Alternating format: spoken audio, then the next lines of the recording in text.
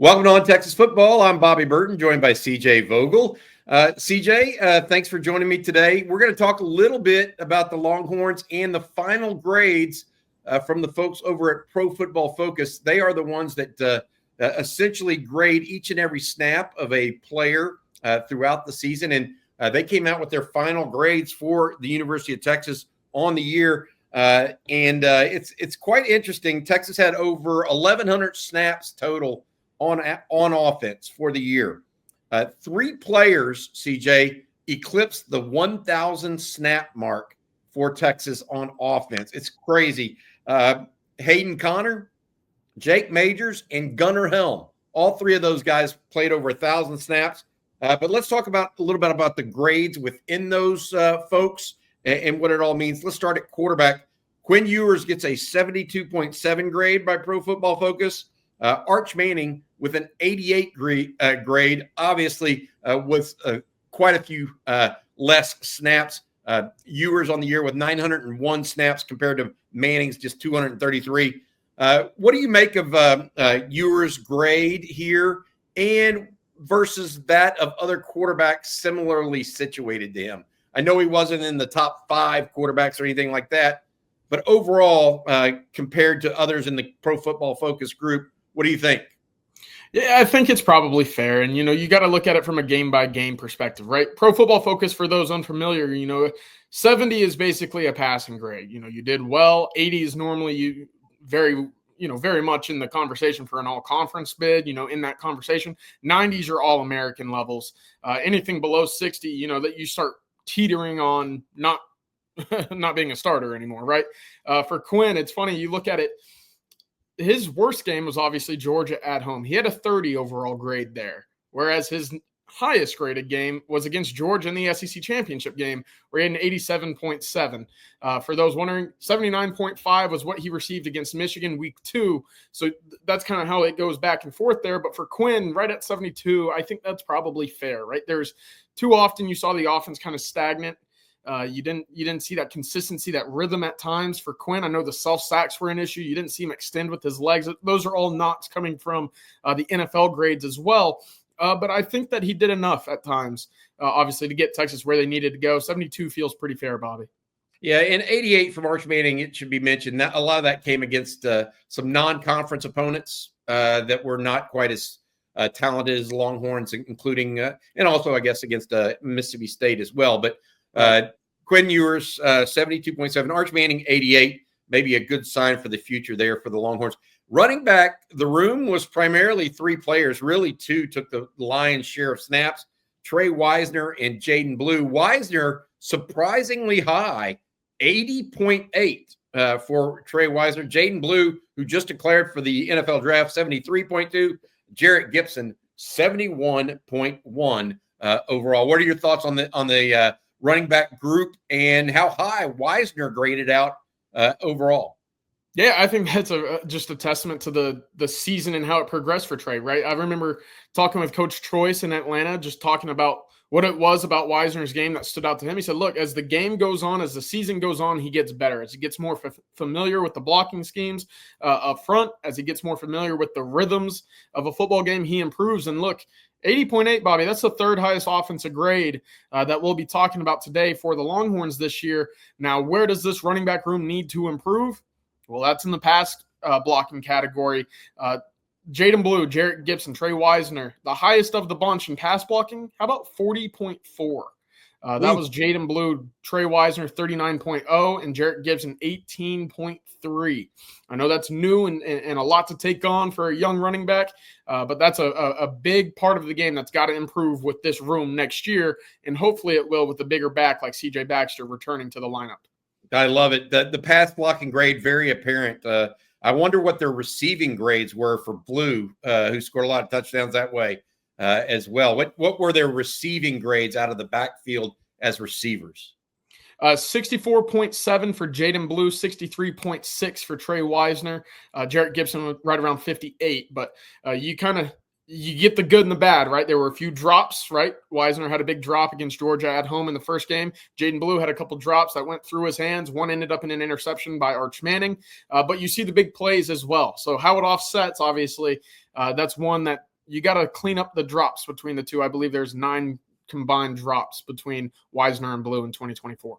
Interesting. They certainly were go-to later in the season and more solid, I thought, out of the backfield, going from Texas A&M onward. Wide receivers, Matthew Golden leads the way with a 74 grade. Isaiah Bond with a 68.9. Ryan Wingo, this will surprise some folks. Ryan Wingo with the second highest number of snaps from any wide receiver this year. Texas really started relying on the true freshman later in the year. DeAndre Moore with a 65. Silas Bolden with a 73.8. Jahdae Cook, who left mid-year, 69.9.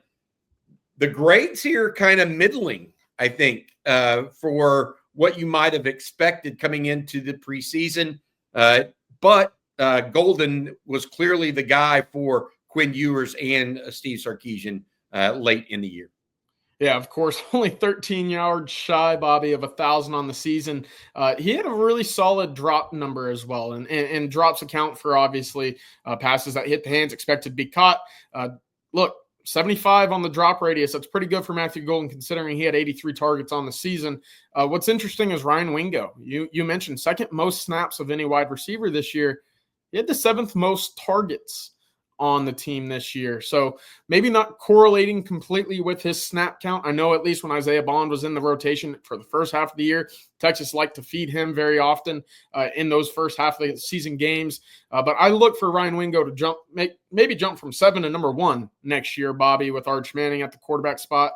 That's going to be interesting. The other thing I wanted to mention, and I mentioned the drop grades, how about an 87.4 for Silas Bolden? Out of his 29 targets, not a single drop went his way. He had 23 receptions of those 29 targets. It makes you wonder how much more he could have been included in this offense as the season progressed, but overall, a pretty solid number for him as well. Tight ends, Gunnar Helm, a surprisingly low grade, in my opinion, 62.8. Juan Davis, really, really low grade, 42.2 by Pro Football Focus. Helm, though, I got to say this. If anybody questions whether or not Texas utilizes the tight end, one of 3 players on the Texas offense that registered more than 1,000 snaps. What contributed to Helm's low grade here? Was it blocking? Clearly, it wasn't pass receiving. Yeah, it certainly wasn't pass receiving. Blocking was a big part of it. And I think his blocking improved as the season went on, right? Getting that familiarity, playing next to Calvin Banks and Cam Williams. But overall, it is a surprising grade, right? 62 is one of those numbers that you look at and you kind of wonder and question, what it is about PFF that goes into their criteria for grading, because I think we would all agree Helm had one of the better seasons of a Texas Longhorn in 2024. But I'm a bit puzzled by this one as well.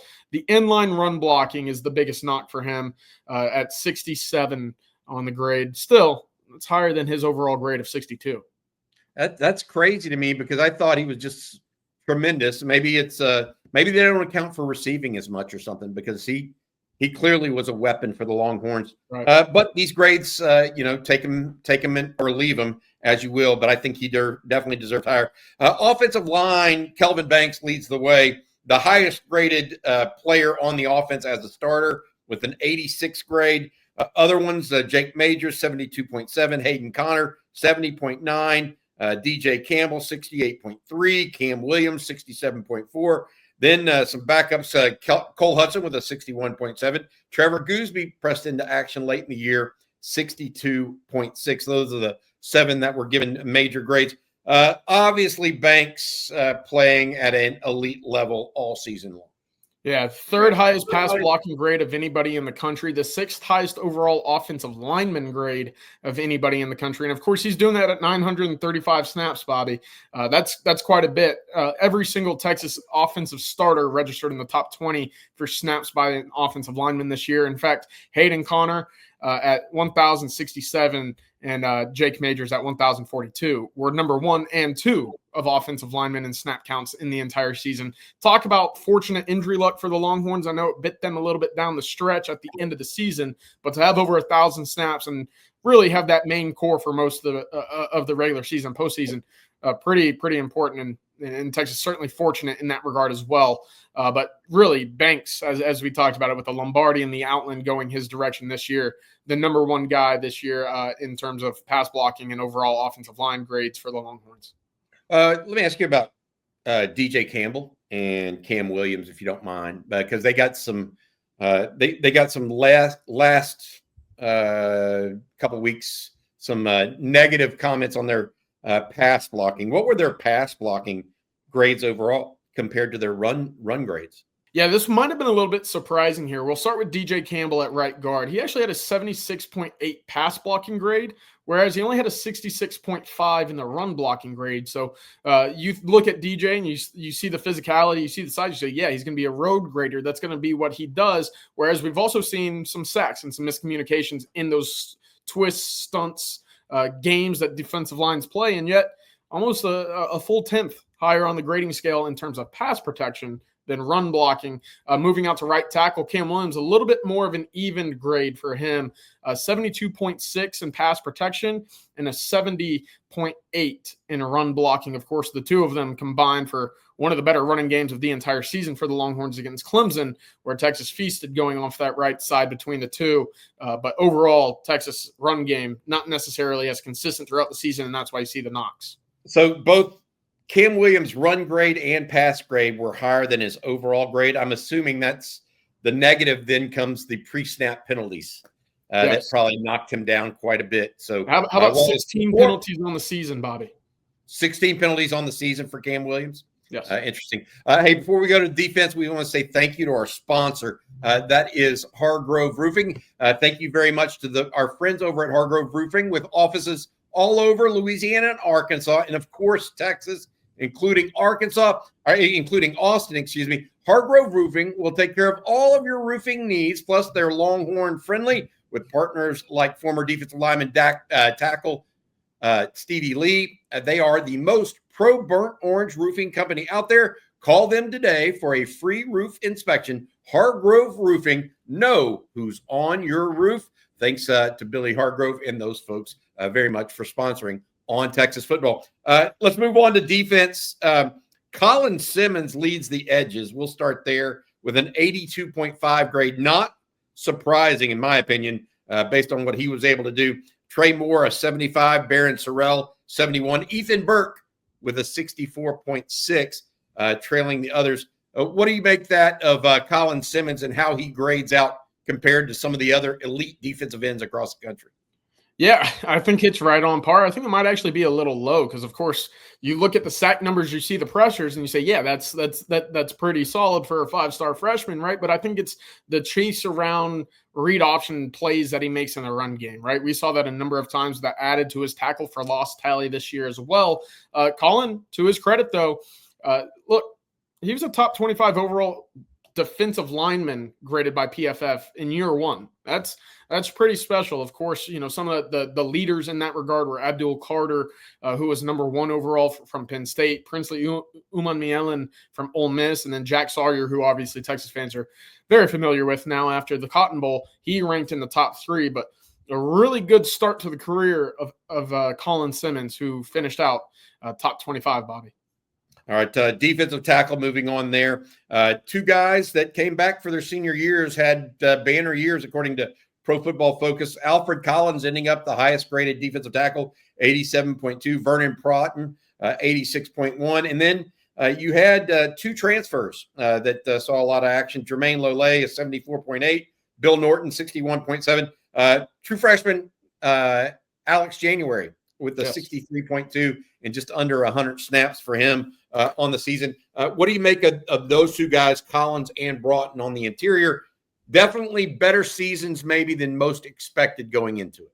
Yeah, absolutely. I think they absolutely exceeded expectations. Alfred Collins was the number 12 defensive lineman ranked in all the country this year, Bobby. Vernon Broughton wasn't far behind him. He was number 16. So that gives you a great understanding of just how impactful they were in comparison to other defensive linemen across the country.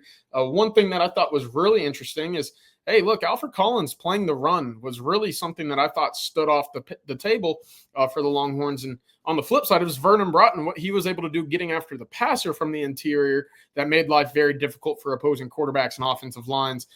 Collins and Broughton to their own, that they're sitting right there next to, I guess, a tick or two behind what was Byron Murphy and T'Vondre Sweat from a year ago. Of course, the two of them were north of 90, but that gives you an understanding of just how talented the two were. T'Vondre Sweat last year, 91.7, Byron Murphy, 91.1. Of course, they're sitting right now at 86 and 87, respectively. I got to add this before we go forward. Jermaine Lole was one of the unsung heroes of this team this year. 74.8 is a pretty good grade for a defensive lineman. But the fact that he played 471 snaps, almost a half of all snaps for the Longhorns, was absolutely huge for Texas because it gave the Longhorns another body up front, and he was healthy all year, relatively speaking. Texas made a concerted effort, and I tip my hat to not only Steve Sarkisian, but also Kenny Baker and Torrey Becton, the strength and conditioning coach, for getting Lole ready physically to be able to take in that many snaps after having lost 2 years previously of his career to injury. So a good job there. Linebackers, David Benda getting graded out an 81.7. That was the highest, but he did not play the most snaps. Obviously, Anthony Hill, 72.9, Leonga Lafau, 63.9, Mo Blackwell, a 56.1. What did you make of the linebacker grade, and why so low maybe for Anthony Hill when he's one of the team's more disruptive players? Yeah, look, Anthony Hill had 23 pressures on the quarterback and 7 sacks this year. That was pretty darn good for a middle linebacker. Now, where he gets in trouble is, Bobby, you mentioned his 73 overall grade. He only had a 62 grade in pass coverage this year. And I think Texas, towards the end of the season, felt like there might have been a void in the middle of their defense. Of course, we talked about it against Ohio State in the Cotton Bowl. That middle of the field was pretty open, right? And I know Texas had its eyes set on number 4, Cornell Tate. They tried to limit everything in Jeremiah Smith's direction, but it opened up the middle of the field, and Texas at times got hit pretty hard by that. Teams went after Anthony Hill, I thought, in the passing game, and I thought they did the same for Leonga Lafau, who didn't grade out much better for Texas in the passing game as well. So both of them sitting right around 62, 63. It'll be interesting to see how they develop that next moving forward for next season, because that's obviously going to be one of the biggest storylines going into this Texas defense is that middle of the field is vulnerable. Hey, CJ, I know he didn't get many snaps at linebacker. He was a true freshman this year. But how did Anthony Smith fit into that from that perspective?